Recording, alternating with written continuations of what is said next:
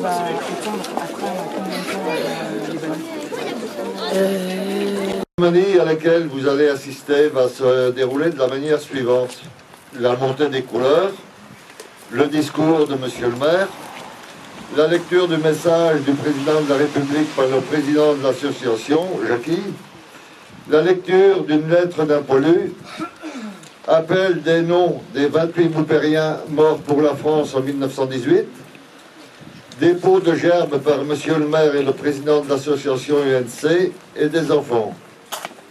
Par la fanfare aux morts, minute de silence pour les morts de toute la guerre, la Marseillaise chantée par tout le public, et il y aura un lâcher de ballons, 141 ballons représentant l'ensemble des poilus de la commune morts pendant la guerre 14-18, avec pour chacun un message de paix rédigé par les enfants des écoles. Comme toutes les communes de France, le Boupère comptait ses morts. 141 de nos aïeux sont morts sur les champs de bataille. Nous avons entendu leurs noms depuis 5 ans et leur avons rendu hommage. Cet hommage, ô combien légitime, nous le devons aussi à ceux dont nous n'avons pas cité le nom, mais qui ont également subi le cataclysme de ces années. En premier lieu, les familles de ces 141 morts pour la France. Chaque départ laissait un vide dans la famille et c'était autant de travail supplémentaire pour ceux qui restaient. Ils ont été plus de 600 à partir. Et comment ne pas avoir une pensée pour ces mamans et ces épouses qui, en plus de la charge de travail, ont connu la douleur suprême en voyant arriver le maire et le curé au bout du chemin pour annoncer l'irréparable. À une époque où les femmes avaient encore bien peu de droits, leur courage mérite notre hommage. Nos pensées vont également vers ceux qui sont revenus, mais à jamais marqués physiquement et moralement. Nombreux sont ceux qui sont morts avant l'âge, en ayant vécu, après les horreurs des tranchées, la difficulté et parfois l'impossibilité de reprendre pied dans la vie d'après. Cette vie d'après, au Boupère, peut se traduire dans quelques chiffres. Les décès vont passer de 70 pendant les années de guerre à environ 50 après. Les naissances, à l'inverse, vont passer de 35 environ pendant les années de guerre à 70 au début des années 20. Enfin, après les 6 mariages de 1917 et les 7 de 1918, il y en aura 40 les années suivantes. Malgré tout, le cours normal de la vie reprend. Un dernier chiffre pour marquer l'ampleur du drame. En France, pour les hommes nés en 1894, qui ont donc eu 20 ans en 1914, plus de la moitié ne sont plus là en 1918. 1 sur 2 n'est pas rentré. Je voudrais finir en citant l'écrivain Jean Giono, qui a passé 4 ans à la guerre, dont 2 au front. Ce texte prend tout son sens ce soir, ici, dans ce cimetière, au milieu de nos disparus. Je vous reconnais tous, je vous revois, je vous entends. Vous êtes là, dans la bruine qui s'avance. Vous êtes dans ma terre. Vous avez pris possession du vaste monde. Vous m'entourez. Vous me parlez. Vous êtes le monde et vous êtes moi. Je ne peux oublier que vous avez été des hommes vivants et que vous êtes morts, qu'on vous a tués au grand moment où vous cherchiez votre bonheur. Merci pour cet hommage, Jean Giono, pour tes frères d'armes. Un siècle que l'armistice du 11 novembre 1918 est venu mettre un terme au combat fratricide de la Première Guerre mondiale. À cet affrontement interminable, nation contre nation, peuple contre peuple, avec ses tranchées pleines de boue, de sang, et de larmes. Ces orages de feu et d'acier qui grondaient par tous les temps et déchiraient les ciels les plus calmes. Ces champs de batailles éventrés et la mort omniprésente. Le 11 novembre 1918, un grand soupir traverse la France. Depuis Compiègne, où l'armistice a été signé à l'aube, il se propage jusqu'au champ de bataille. Enfin, après 4 années de bruit et de fureur, de nuit et de terreur, les armes se taisent sur le front occidental. Enfin, le vacarme funeste des canons laisse place à la clameur allègre qui s'élève de volées de cloches en sonneries de clairons, d'esplanades de grandes villes en places de villages. Partout, on célèbre alors avec fierté la victoire de la France et de ses alliés. Nos poilus ne se sont pas battus pour rien. Ils ne sont pas morts en vain. La patrie est sauvée. La paix, enfin, va revenir. Mais partout aussi, on constate le gâchis et on éprouve d'autant plus le deuil. Là, un fils pleure son père. Ici, un père pleure son fils. Là, comme ailleurs, une veuve pleure son mari. Et partout, on voit défiler des cortèges de mutilés et de gueules cassées. Françaises, Français, dans chacune de nos villes et dans chacun de nos villages, Françaises et Français de toutes générations et de tous horizons, nous voilà rassemblés en ce 11 novembre pour commémorer la victoire, mais aussi pour célébrer la paix. Nous sommes réunis dans nos communes, devant nos monuments aux morts, pour rendre hommage et dire notre reconnaissance à tous ceux qui nous ont défendus hier, mais aussi à ceux qui nous défendent aujourd'hui, jusqu'au sacrifice de leur vie. Nous nous souvenons de nos poilus morts pour la France, de nos civils dont beaucoup ont aussi perdu la vie, de nos soldats marqués à jamais dans leur chair et dans leur esprit, de nos villages détruits et de nos villes dévastées. Nous nous souvenons aussi de la souffrance et de l'honneur de tous ceux qui ont quitté leur terre et sont venus d'Afrique, du Pacifique et d'Amérique sur ce sol de France qu'ils n'avaient jamais vu et qu'ils ont pourtant vaillamment défendu. Nous nous souvenons de la souffrance et de l'honneur des 10 millions de combattants de tous les pays qui ont été envoyés dans ces combats terribles. Françaises, Français, nous sommes aussi unis en ce jour dans la conscience de notre histoire et dans le refus de sa répétition. Car le siècle qui nous sépare des terribles sacrifices des femmes et des hommes de 14-18 nous a appris la grande précarité de la paix. Nous savons avec quelle force les nationalismes, les totalitarismes peuvent emporter les démocraties et mettre en péril l'idée même de la civilisation. Nous savons avec quelle célérité l'ordre multilatéral peut soudain s'écrouler. Nous savons que l'Europe unie, forgée autour de la réconciliation de la France et de l'Allemagne, est un bien plus fragile que jamais. Vigilance, tel est le sentiment que doit nous inspirer le souvenir de l'effroyable hécatombe de la Grande Guerre. Ainsi serons-nous dignes de la mémoire de celles et de ceux qui, il y a un siècle, sont tombés. Ainsi serons-nous dignes du sacrifice de celles et de ceux qui, aujourd'hui, font que nous tenons là en peuple libre.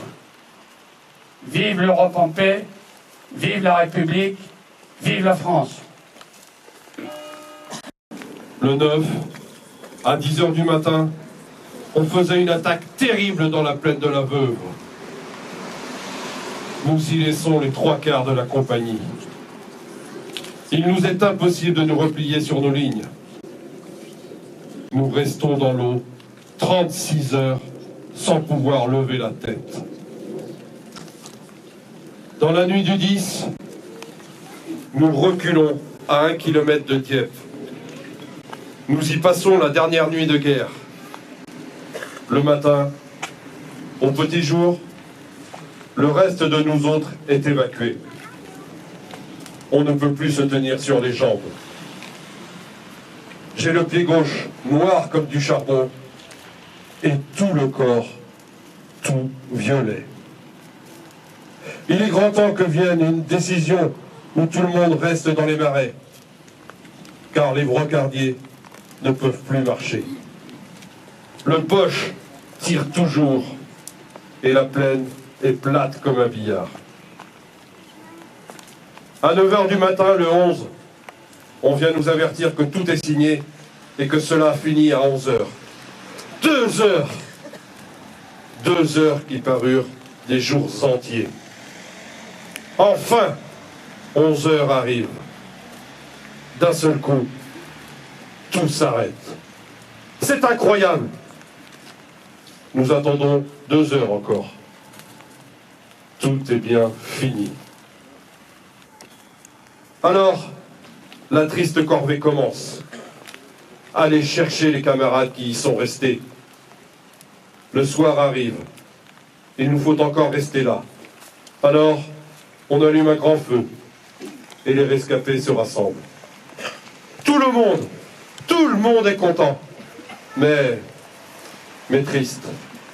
La mort plane encore dans l'air. Le 12, nous sommes relevés à 2 h du matin. Et c'est fini. Eugène. Mort pour la France.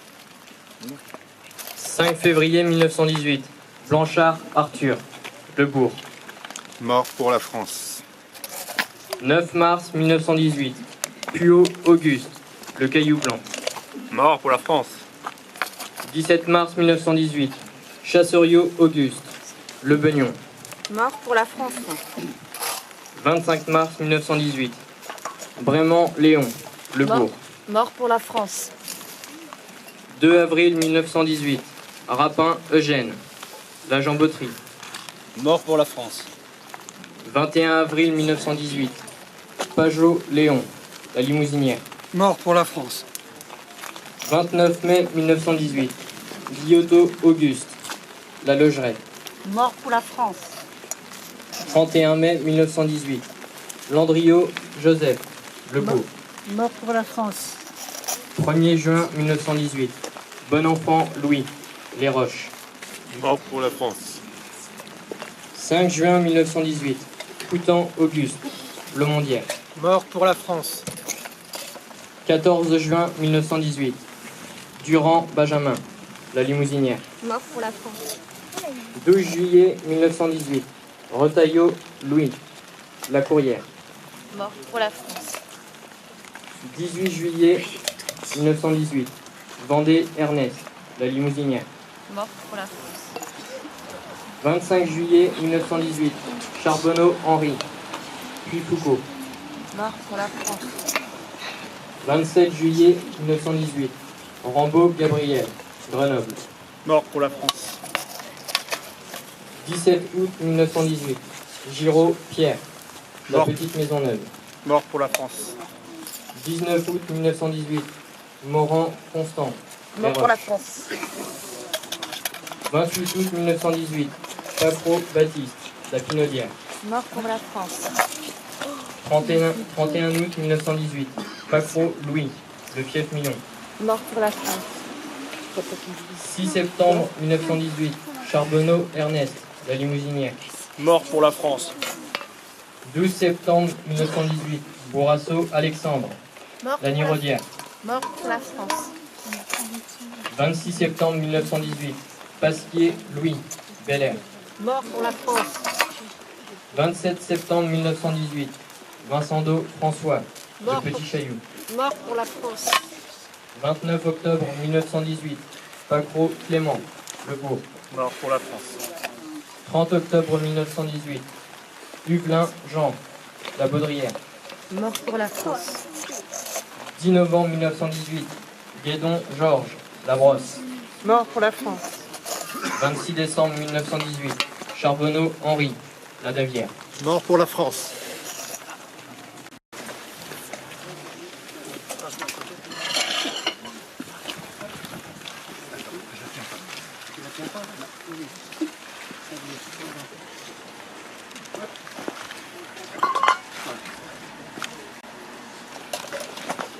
Aux morts.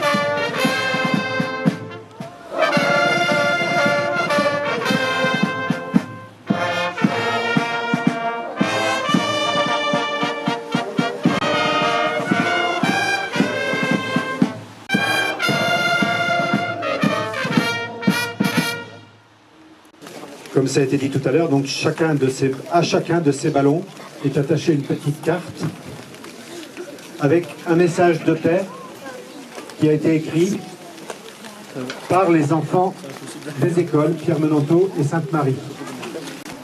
Il n'y a pas beaucoup de vent, il est sud-ouest,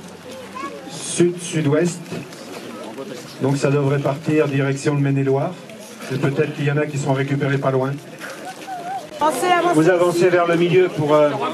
voilà. Tenez-les bien. Pour l'instant, vous les tenez à bout de bras. Tenez à bout de bras. Le caméraman est prêt. Oui, oui. On va pas rester sous la cabane. Je vais compter. Commandement préparatoire. Je vais décompter. Je vais partir de 5 à 0. Vous lâchez. 5. Levez-les bien. 4. 3, 2, 1, 0. Avec une pensée